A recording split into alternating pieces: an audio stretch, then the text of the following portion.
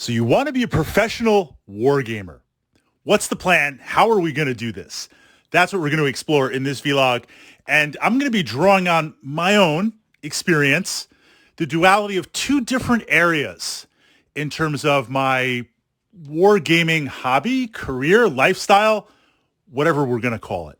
The first is having played numerous war games consistently over a number of years. Different systems, different styles, different narratives, being able to realize that some wargaming systems are completely geared up for competition, while others are more kind of narrative, beer and pretzel, casual play. Understanding the life cycle of an individual game.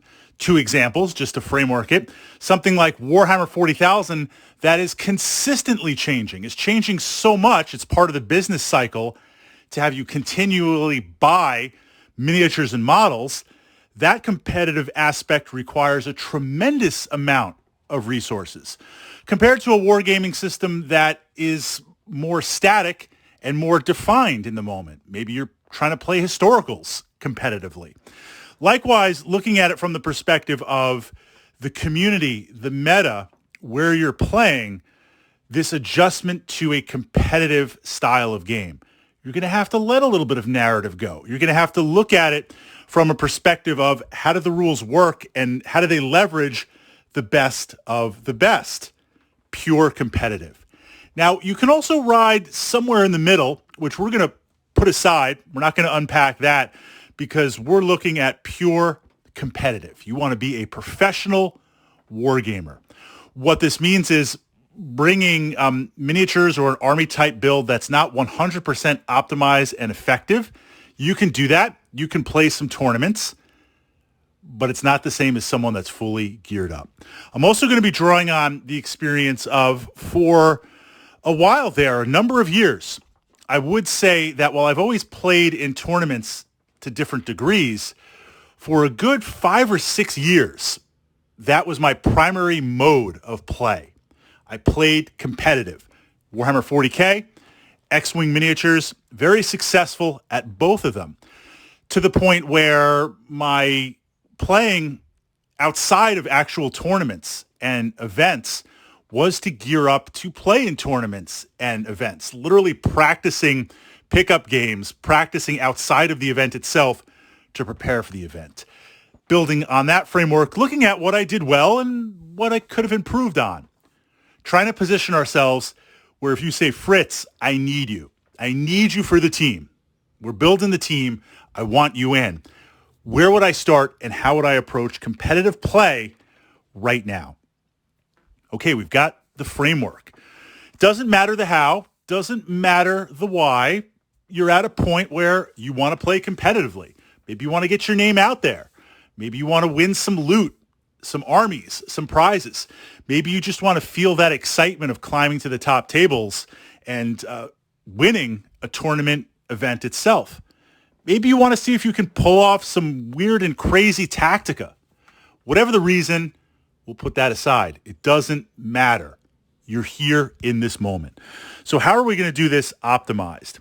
The first is your local community, or the community that you can interface and that you can travel with, and the gaming system itself. If you're going to play competitively, there needs to be a tournament scene that is supported. Now, that could be maybe once a month or once every other month, or it could be monthly.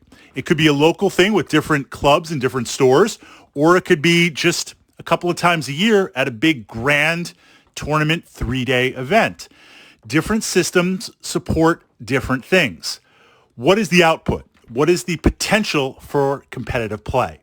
You've got to know your local community. You've got to know that meta. Second to this is the system itself. Now, this is the first place. You need to know what you're getting involved with, what you're willing to get involved with, and come up with that life cycle plan. I'm going to use 2 examples. Both are competitive. X-Wing miniatures, Warhammer 40,000. Warhammer 40,000, sci-fi miniature-based game by Games Workshop, consistently changing. The army factions are there, but they introduce new units. They tweak things. Every couple of years, they change the rules. Things are constantly changing. that every 3 months, the tournament scene is a little bit different. Every 6 months, the tournament scene is vastly different. So what this means is if you're thinking about jumping into, say, 40K competitively, you have to be in a position of honesty and resources where the army that you're bringing, are you able to tweak it? Are you able to add new units? Are you able to change units? Are you able to keep up with the release schedule and the meta? Likewise, depending on some of the changes, are you willing to play a completely different army? What we see with competitive play, narrative out the window, history out the window, pure meta. These are the best units to take for the mission. These are the best units to take based on the rules. This is the best army to play. You might be playing one type of army and have a strong army. Things change in the rule set, and now you have to start a completely different army. And some of the armies are quite large in 40K. So now looking at something like X-Wing Miniatures to compare and contrast, X-Wing Miniatures also switches. You've got new releases, you've got new formats, but the scale of the game, at least for classic tournaments, is a lot less.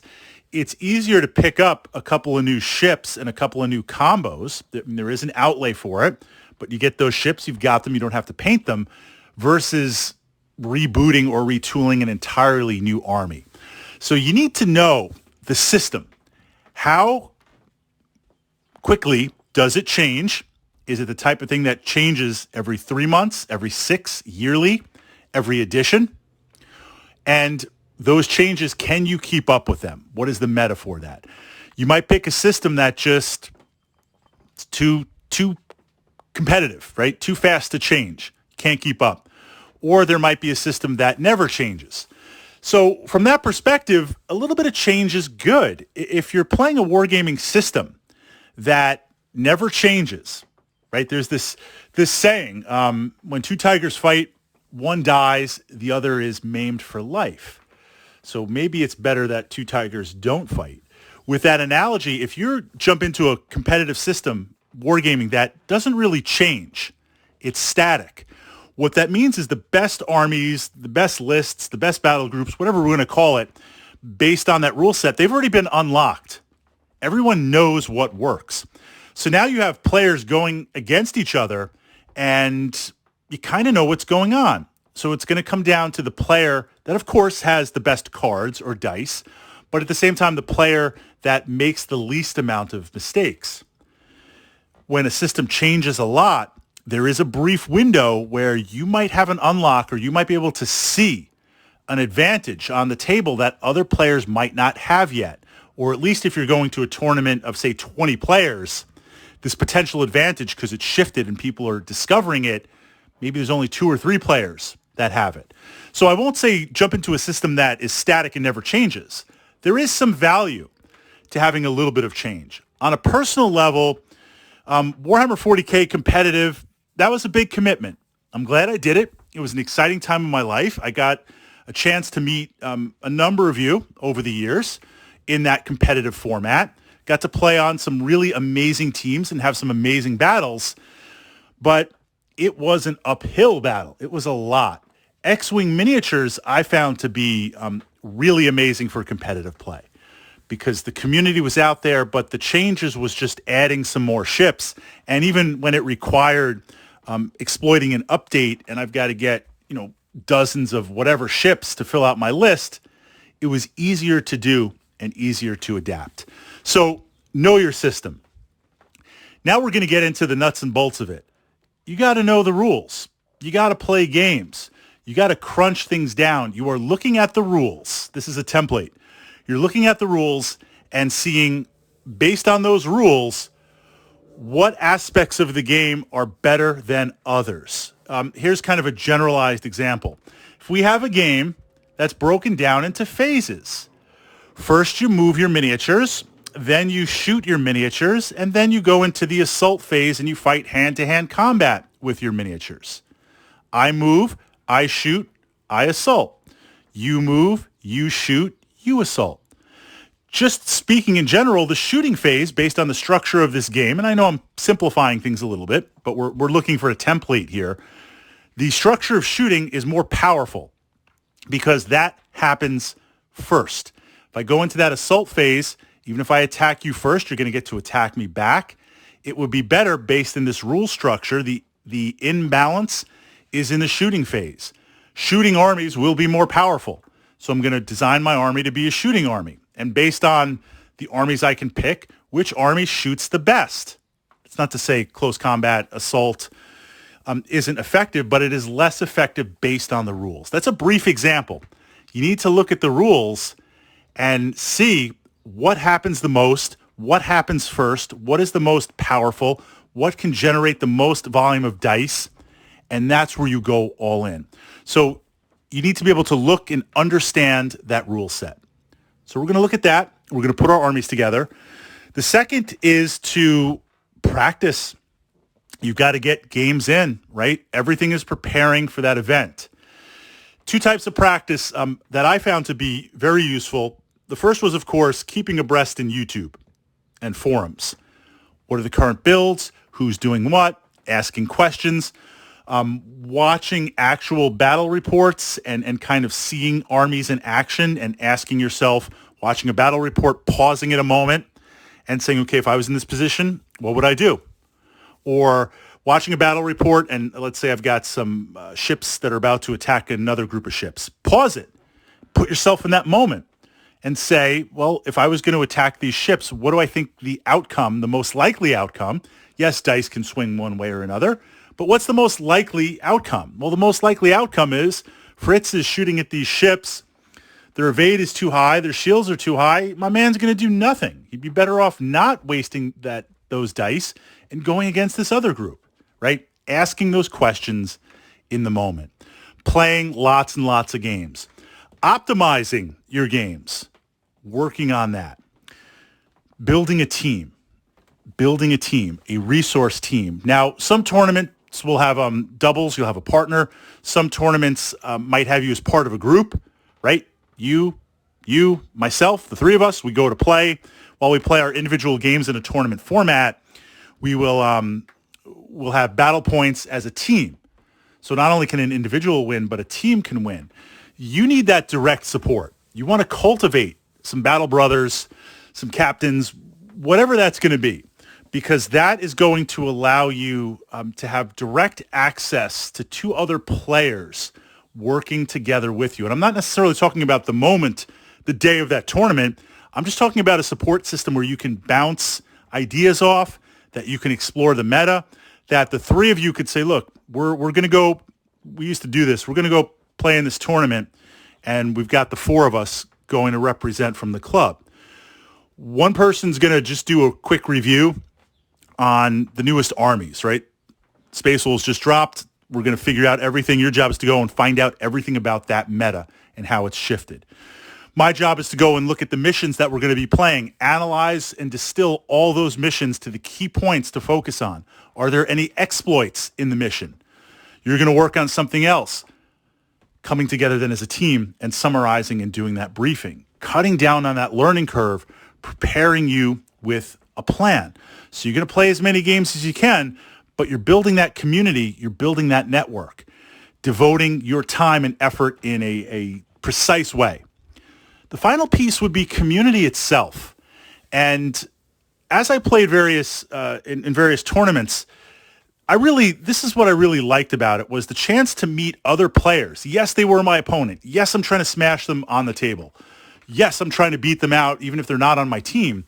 But we're doing this wargaming thing, and we're doing this hobby thing together, laying the groundwork to not only learn from them, but meet new friends, make new friends, and expand that meta web of players, which will lead to other teams, which will lead to other opportunities. There was, when I was playing X-Wing miniatures heavily tournament scene, I brought in two new players. I'm not going to name any names, but I know one of you is at least listening to this vlog. Brought you guys in because I was like, you guys are just 40K wreckers, just destroying the 40K meta because your mind can work in that way. And the X-Wing community in the area I was playing at the time, I'm like, there's not a lot of players that can see things how you're seeing them.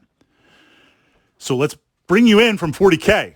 look, here's an excuse to buy more miniatures, start a new system, but you don't have to paint them.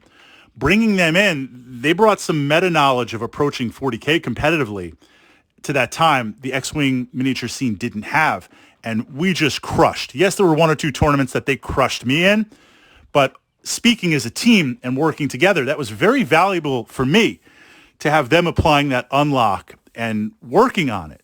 So as you expand your network out, the tournament scene, don't overlook that. Don't overlook the possibility of making new friends, of expanding that network, because you're going to get invited to play on different teams. You're going to be brought into different tournaments. You might conquer or move into other systems, and having that support system, a lot of players, most tournament players have number one on the list. They know the system, they know the rules, they know what they're going to do, and you'll do very well just on that if you focus on that first piece. Not as many players focus on the second piece of just, this is my life now. I'm going to play lots and lots and lots of games, and I'm going to optimize things and build that team. The players that have both of those do extremely well. The players that have all three, where you know the rules, you know the unlock, you know everything, you've got a team to play with, you've got a system of training yourself and practicing, and then on top of that, you're networking and you're building those bridges. Those are the players that tend to go to the top tier and go all the way. So you want to do this competitive thing? Absolutely. Why not? It's another way to use your miniatures and models, but there's a huge shift based on going from casual play, narrative play, to competitive play. And you got to be all in if you want to do competitive. If you want to make wargaming your career. That's just how it is. There can be no narrative. There can be no kind of casual play. You need to be all in. And there's nothing wrong with that. But I also find some players have trouble making that shift because we're all doing this wargaming thing for different reasons. And sometimes they overlap, but pure competitive, full competitive needs to be very, very specific and pinpointed in a very specific way.